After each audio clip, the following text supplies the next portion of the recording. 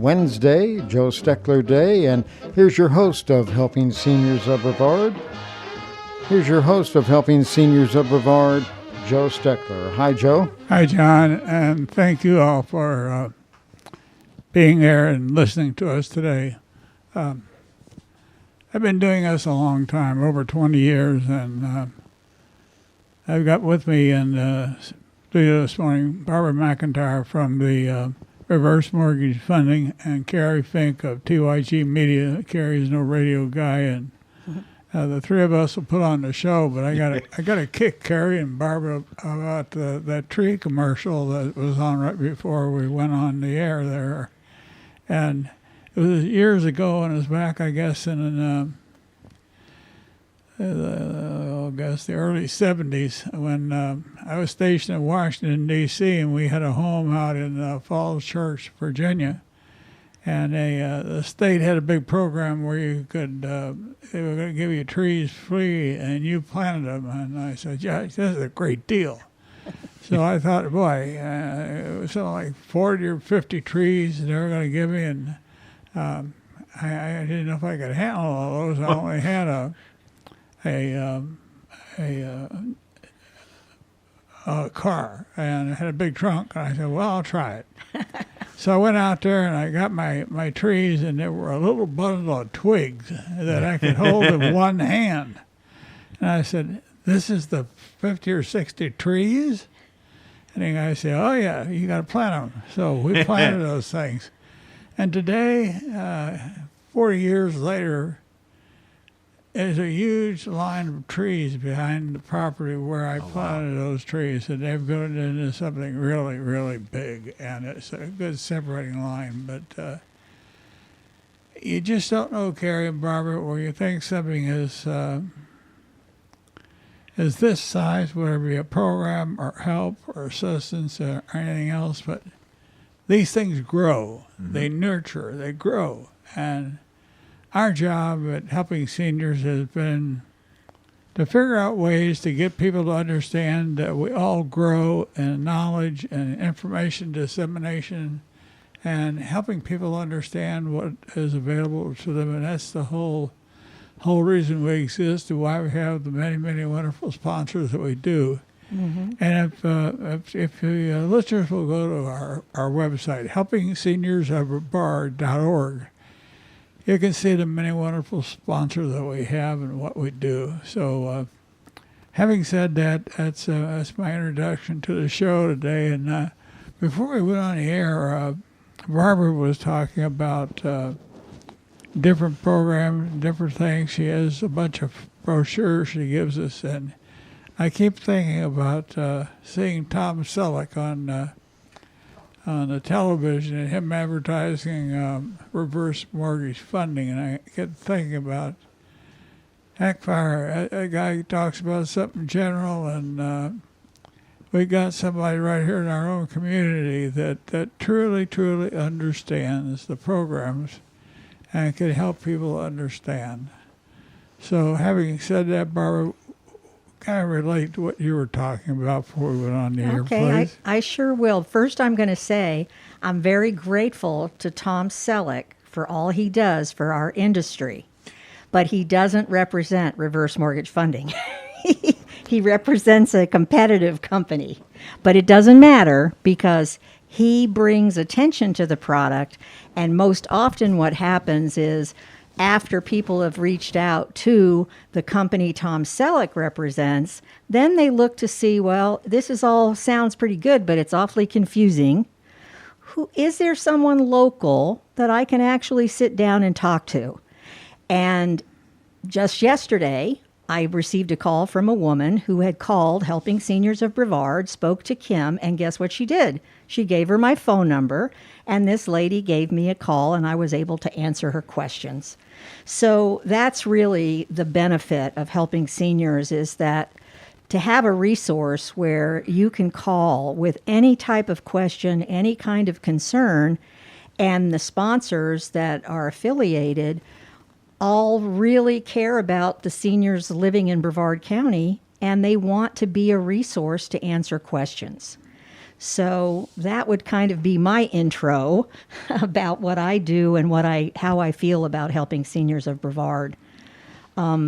What we were speaking about a little earlier is that, of course, it's hard to get into a room and start a conversation without immediately talking about what's going on with COVID and how scary it is, particularly for people that are aging and are at a higher risk of having really bad outcomes if they do contract this virus. And what I was saying was what people are starting when they watch the news and they hear that some of the biggest hot spots that occur are occurring in facilities where people have to live more closely, like a nursing home or an assisted living facility.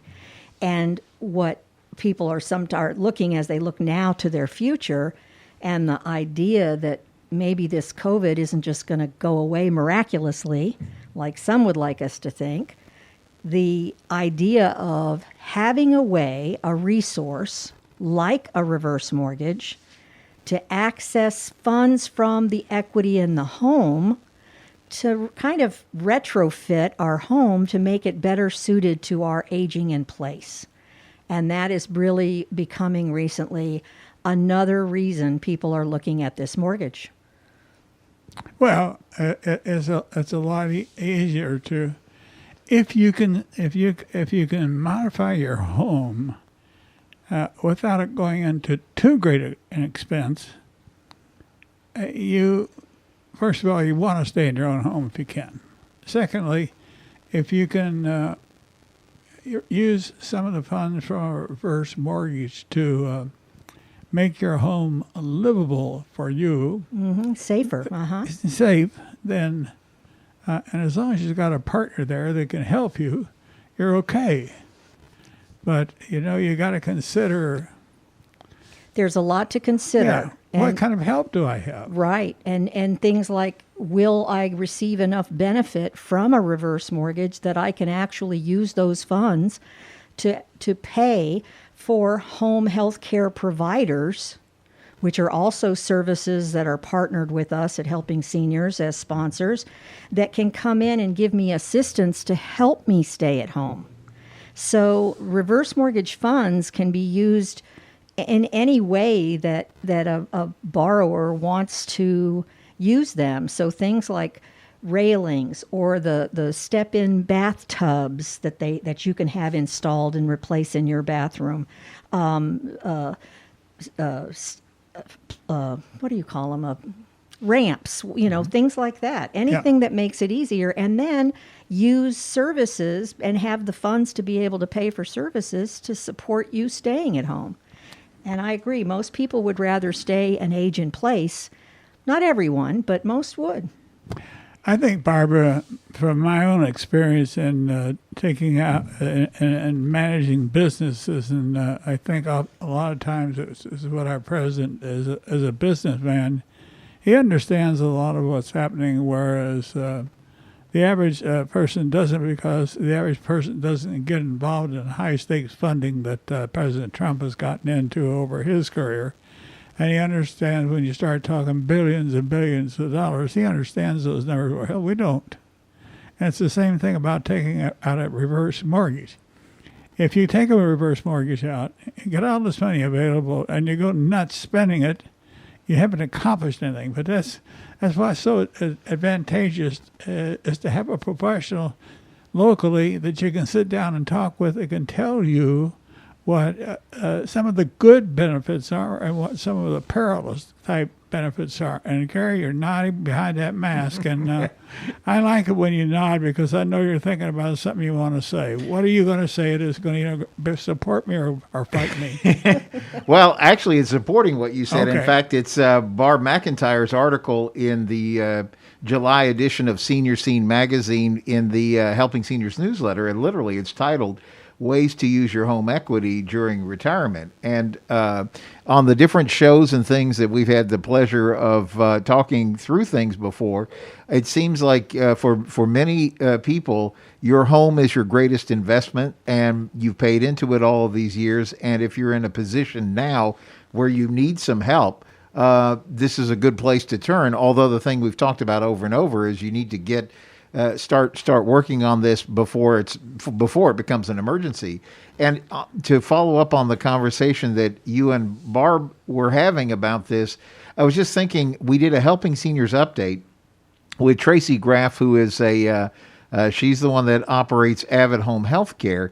And she was talking about how busy that they have become during this COVID-19, but also was happy with the fact that so far they've been able to keep everybody COVID-free because of the fact that they go to the extreme measures to keep everybody safe. And in particular, where we're right now today, as we're on the radio, they're having discussions about which way it should go for school children in the fall. Do they go back to school, or somehow there's a large part that says, oh, they're going to be safer at home? Well, what we do understand is the first thing they told us was you're safer at home, right? Because you can social distance, you can take care of all those things, you can disinfect your home and all those. And so what you guys are talking about today is so important, because you're saying, what if you approached it as a project, say, I may have to be here for a while. So why would I not make it as comfortable and as safe as I can for that period of time? And that sounds like one of the good ways to use your home equity during retirement. Absolutely. That's exactly what the program is all about. It's just giving a borrower another resource of funds to use however they feel they need it. And with not everybody that owns a home has invested funds. Many people, the house really is their only asset. They may have Social Security income or a pension, and they own their house, and that's it. But there are a lot of other people who do have the benefit of still having retirement funds that they are drawing on, taking dividends or whatever, supplementing their other income.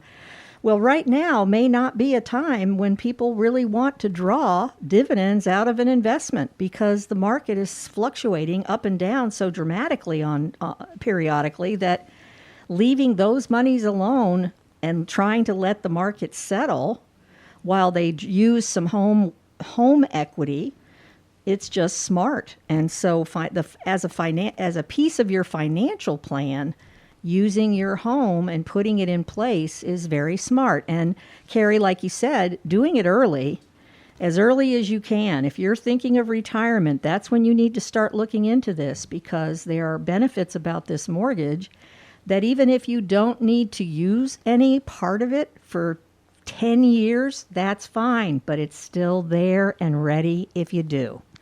And also, along with that, Barbara and Kerry, I keep thinking of the word discipline. Mm-hmm. Discipline. Absolutely. If you go into these things, folks, you have got to work with the reverse mortgage funding person and your estate planning person, right, in order to make this whole thing part of your estate, so that you can understand the amount of funds that you have available and what could happen if you get the money made available to you and you don't use it wisely. You're absolutely you can really, right. really hurt yourself. Even FHA, in an attempt to get borrowers to be smarter about the funds that they're eligible for, a number of years back, they limited how much a borrower can take out in a full draw in the first 12 months they have the loan. And the whole reason that FHA did that was to slow borrowers down from drawing too much money and then later defaulting on taxes and insurance, because that is the only thing that will create an event that forces the loan to be called due and payable.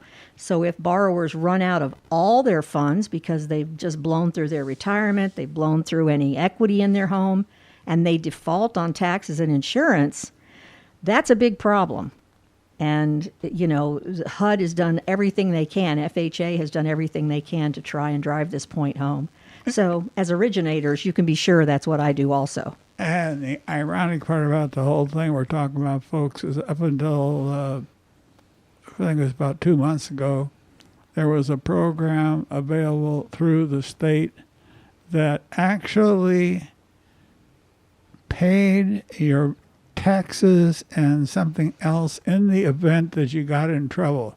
It went away on 1 July, I think. Mm-hmm. And it's just sad because I didn't even know about it. I looked on, I was doing some research on the internet, and I found that program. I called Barbara about it, and yes, it was there, but it was not made known to people. Not as much as it should have been. Right. I have to say, I was very upset with myself that I didn't know more about it.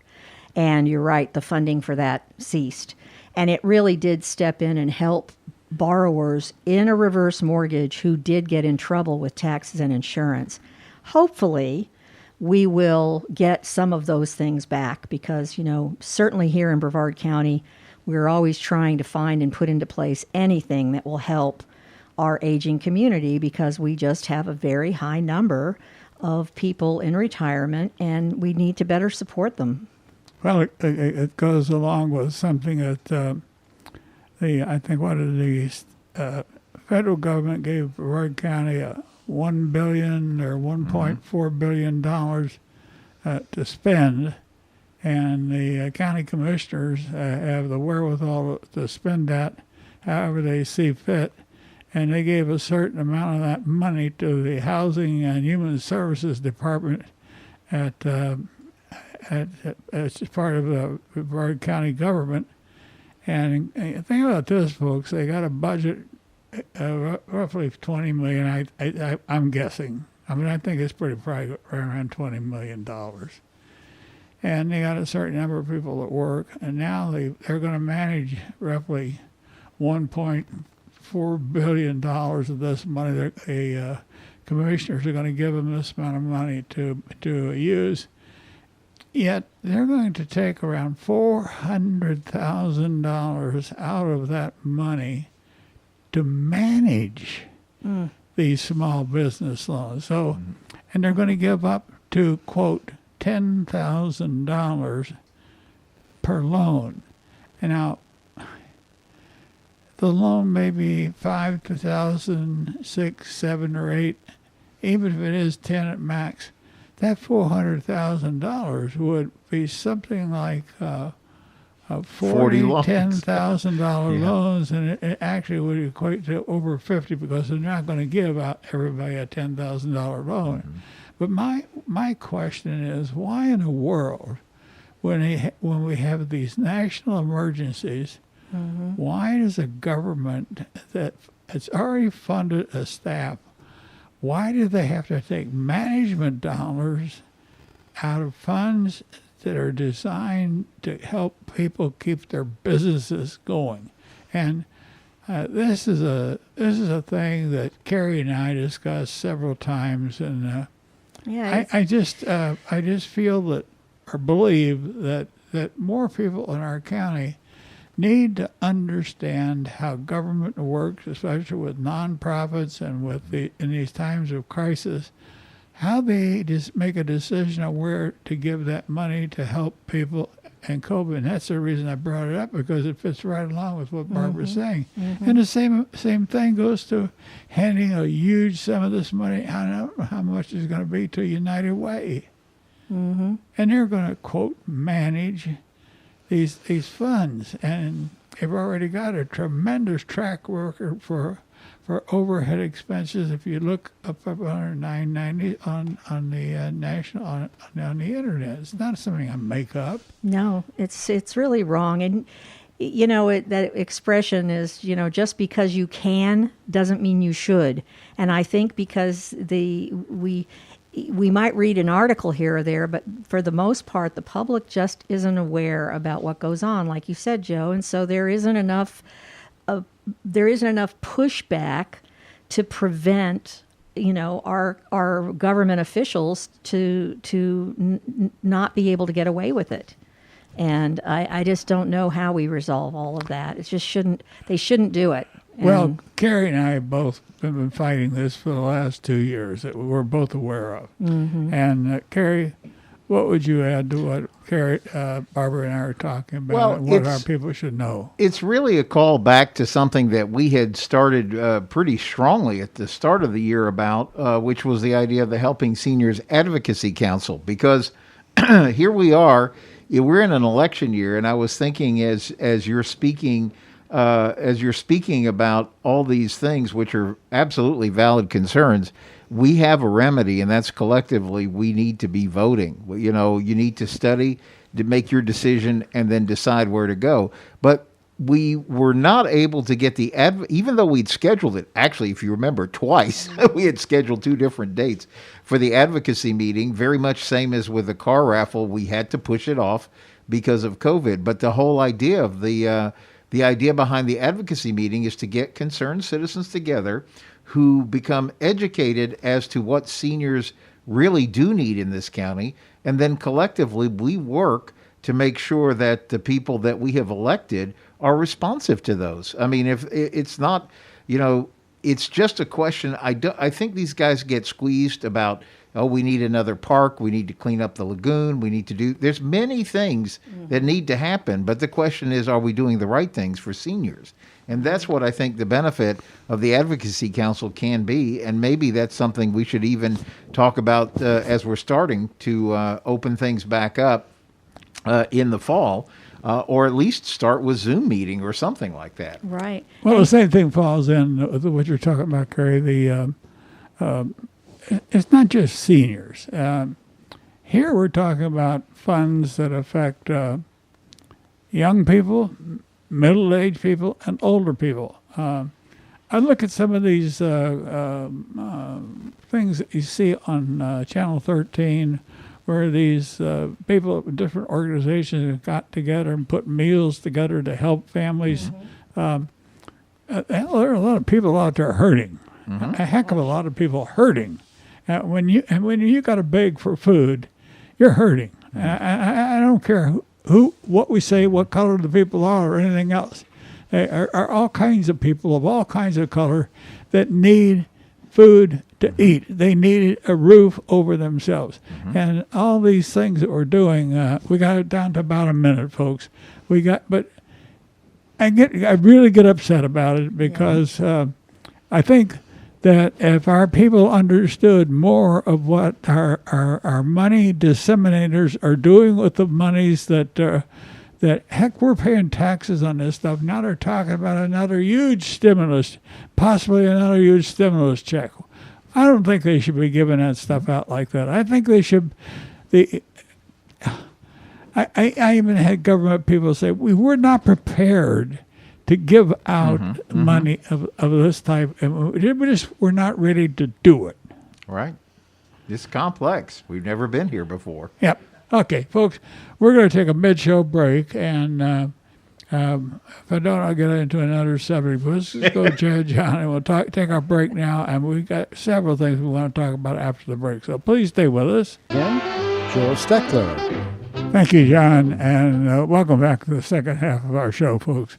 I just want to remind you that Helping Seniors was formed to inform, educate, and connect seniors with some of the many wonderful resources that we have here in Brevard County. And we do have a lot of ways to help people. And one you can avail yourself of is the Helping Seniors Information Specialist, and that's Kim Bernard, and her phone number is area code 321-473-7770. 473-7770.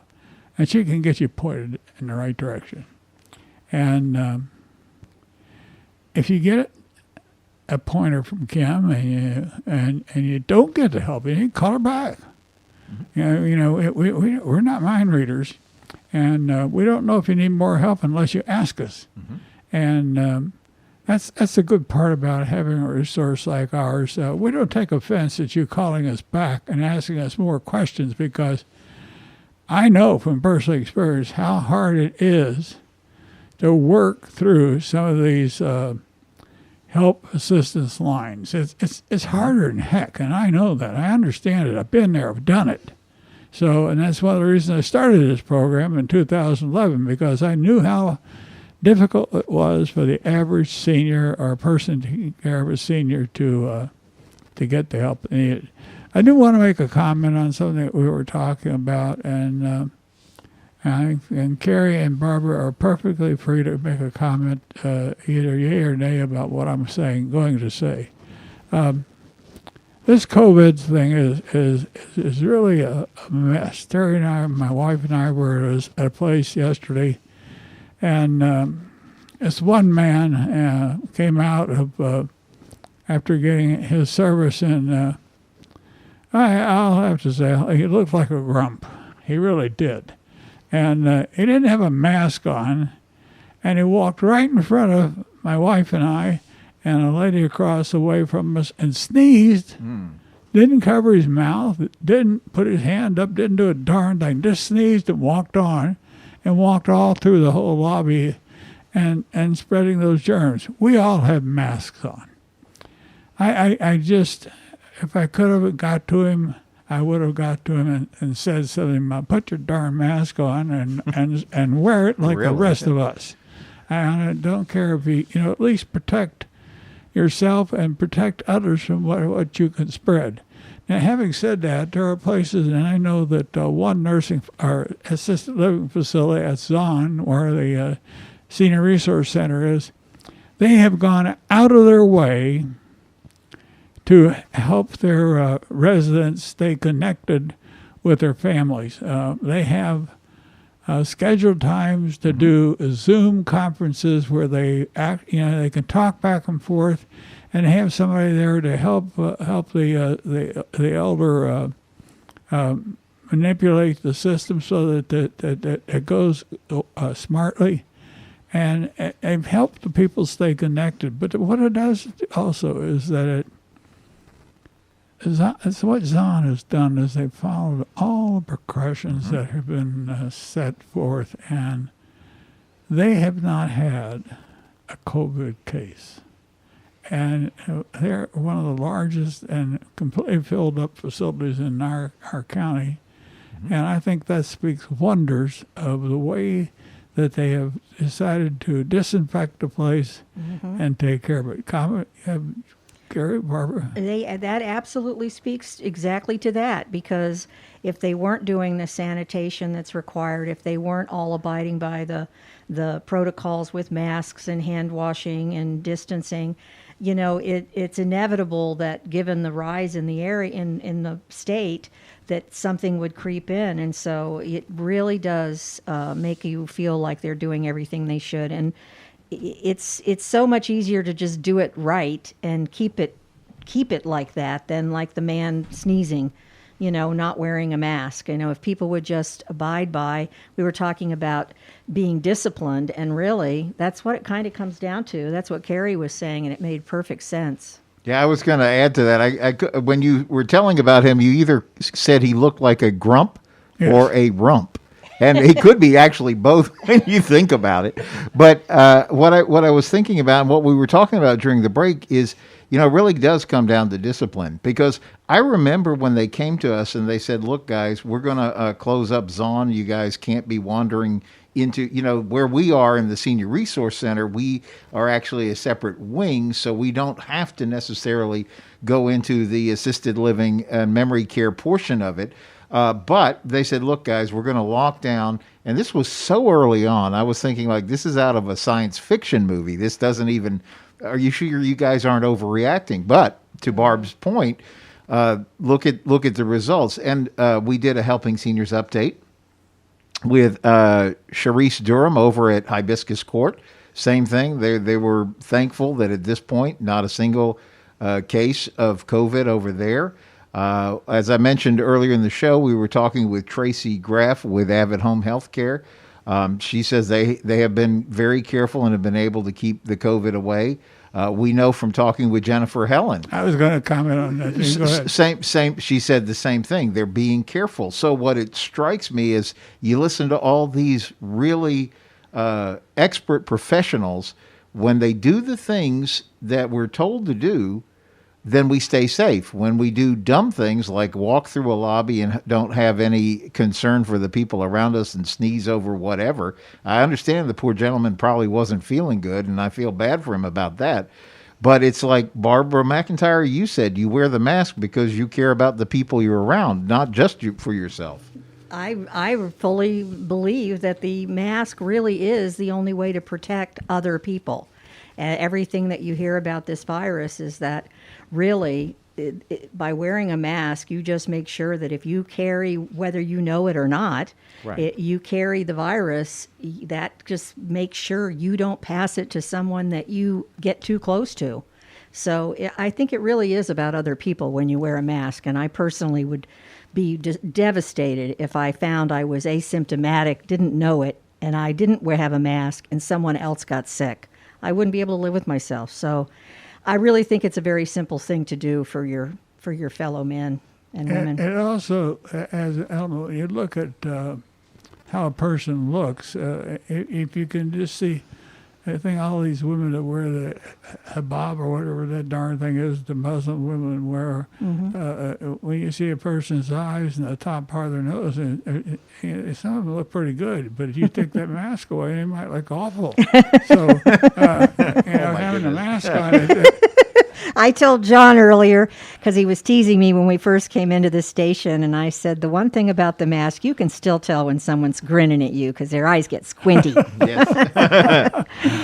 it has an element of intrigue. It does. It I really like does. it. I could get used to this. Yeah. Oh, okay. Having to talk about that. There are two things I want to talk about today that, because there are a lot of people that are connected with businesses, and the small businesses are trying to do everything they can to hold their fort and stay alive. And we have when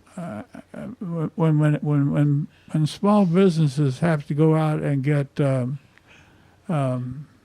market their business, advertising is expensive. And so we came across that. Right now we've got a program that we will put you in our new, we have alighted our senior services directory with that of the senior scene directory. And John Frederickson, the publisher, is working with us to make something really good happen. Folks, what the end result will be, and Kerry will talk more about it, but we will, for $1 a day or $365 a year, we will put you in a magazine on a monthly basis that caters to seniors. And as I was talking to a journalist from the Miami Herald and New York Times last week, he was talking about what a beautiful magazine this thing is. And if he wanted to, he could cut costs by doing this and doing that. And I don't think John Frederickson wants to do that. He wants a beautiful product to come to you, so you will read it. But that magazine has got 14,000 copies now, distributed 500 locations, and how many people actually end up reading that thing on a monthly basis? It's way up in the high thousands. Mm-hmm. And what a heck of a nice way to advertise, you small business owners that are trying to hold on. A lot of you got services that you're not going to get people to come in and to your place of business right now. But if you could advertise, and you thought you could advertise to a good market share, then that $365 seems to be well spent. You don't even have to pay it all at one time. You can pay it in 4 installments if you have to, and that's pretty cheap. Kerry is a marketing guy. What do you have to say? I'm excited about this because the key thing is we live in Brevard County, which historically has been growing like crazy. So one of the reasons that we need to be here and do what we do as helping seniors is we have people moving into the area who simply don't know where resources are. They don't know who to call. They don't know who to trust. Mm-hmm. Then we have people who are running into things for the first time. This is the first time that they've ever thought that they needed to deal with an elder law attorney, or the first time ever that they thought they might need to look into a reverse mortgage, or whatever the case is. So now they're beginning their search anew. And so again, because Helping Seniors has really found, I would say, like-minded people who understand that they're in business, but also have a real compassion and a care for seniors. And that's the point of the Senior Services Directory. Now, the thing that's exciting is what's coming for August 1st, both in the Senior Scene magazine and a brand new improved directory experience online, is the Helping Seniors Senior Services Directory. And as you were talking about, for $1 a day, you will be in this directory. And the key thing, some people say, well, I remember Yellow Pages. You know, I would buy a Yellow Pages ad, or maybe I would invest in some other directory that's out there. The problem with the traditional directory like that is the minute it's published, it is almost outdated. If you open up a new location, you change a phone number, you change anything about the business, that directory is stuck in print for an entire year or whatever your commitment was for that directory. The beautiful thing about what John Frederickson is allowing us to do in the Senior Scene magazine is we get to print a fresh directory every single month. So, in fact, if something changes, it's real simple. You can update your listing just like that. And in the online world, I was doing Helping Seniors Update today with a gentleman by the name of Greg Schwendeman. He's an attorney with Amy Van Fossen's office, and he was saying that he's amazed. He says he thinks it's a myth that seniors don't know what they're doing on technology. He says he is surprised because as a lawyer in an elder law firm, they're having to do more and more things online, and he is amazed. He said, my father is 87 years old, and he is learning how to do Zoom calls and all these kind of things. So the fact that you can look all this information up on the Helping Seniors website is another value. So think about that. For $1 a day, you're going to be able to be represented for an entire year in the Senior Services Directory. I really think it's a great service for our seniors, but I also think it's a great opportunity for businesses who say they care about seniors to show they care about seniors and put their best foot forward there. I agree, and that's a very, very reasonable price. You cannot, anytime you look at any kind of advertising, you couldn't come close to that kind of opportunity. So I agree completely. Well, the other thing, and that I'm glad neither one of you mentioned that Kerry came close when we talked about the Yellow Pages, but think about this, folks. If you have a Yellow Page of services and you want to pick out something for seniors, you have to take a microscope Right. to read it in the first place. And then you got to go to a heading in that thing and try to find something, and it's extremely difficult. Right. And then once you do that, these people don't know who they're catering to or anything. But our directory is going to be a tried, tested, and blue and true directory of services that they'll understand what that senior is calling and asking about. Mm-hmm. And they don't. Once they look at their directory, they're going to look at a directory that is geared towards helping you, an older person, not something you got to search all over the place for. And I think that's what makes it so novel. Yeah, and I think it's a need that we have here in the county. I look at the calls that Kim Bernard, our education specialist, receives, and she says, she's told us over and over, and Joe, you know better than I from actually taking a lot of these calls yourself, is they come in on from every direction: housing, transportation, meals, doctors, legal, financial. At home, I need to get my roof repaired. I don't know who to call. My air conditioner gave out. Where do I turn? Who could I trust? All these questions that come up, and you guys and have really over the years built such an important, I guess I call it a 3-ring binder of resources that we're able to draw from. So I'm always impressed that when somebody calls Helping Seniors, they can get real help, because it's not so much that we're a tiny organization in the scheme of things. But I think our impact is extremely effective because we know where to call, who to turn to, and how to resolve situations. That experience is priceless. Oh, it is. And it is very much relied on by the community, because the people that are the sponsors and participating with Helping Seniors, they have a standard that to live up to, because if someone doesn't treat someone properly, it could come back to them. Helping Seniors will know about it, and it won't go well. So that's exactly right. we're, like you say, tried, true, and blue. Everybody that's participating has met a standard of doing the right thing for the community. And I'll just point out one thing. That one of the biggest problems we have in the area is affordable housing. Mm-hmm. Well, some of you might remember a lady named Betsy Farmer. And yeah. Betsy was the lady that started the Space Coast Early Intervention Center. Mm-hmm. And for some reason, she had to leave there. And then she started this program called Promise. And she got $13 million from the state and some other places and built this center out there. I haven't been there. They got a thrift shop now to help underwrite their expenses, but they take and help people that are Down syndrome children and make them productive members of society. And Betsy had to leave there, and now she's with the city of Melbourne, and she is in charge of working with their affordable housing. And the city of Melbourne is actually building a section of affordable housing down there. I want to say University Boulevard, Lipscomb, that area down there. Well, that's not exactly a high rent district, but it's No.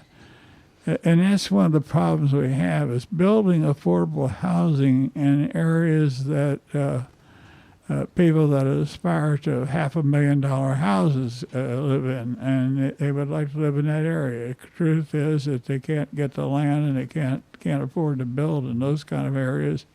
So you just have to, the people that build this affordable housing are really, really strung out trying to get a good location, because it seems our cities don't want to help. And the reason I say it is because I sit right in on meetings and heard what people had to say, and I was going through my old phone numbers, and I found this lady's phone number. I'm going to call her and see whatever happened. Good.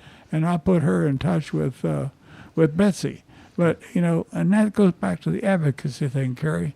If we're going to say we need affordable housing, we've got to get the sources together that can make it happen. If you got the city of Melbourne has already demonstrated they're going to build housing, and are doing it, and you got a lady like Betsy Farber that's a shaker and a doer, we need to support her. Mm-hmm. And I don't care if we got if we have 40 millionaires that are promoting this thing, or 40 people that don't have a dime, or can't squeeze a buffalo, or whatever that old saying used to be on about the nickel. But to get the point, you get people that want to make something good happen for and it's people. amazing when you get a bunch of people together with that motivation, how much you can get done. Exactly right. Exactly so right. I agree. And I'll turn that right back. We got about 6 minutes, maybe 4 minutes, that we want to talk about our car raffle. Absolutely. Kerry. So yes. Let's talk about that for a minute. So this is an easy number to remember: 10-10-2020.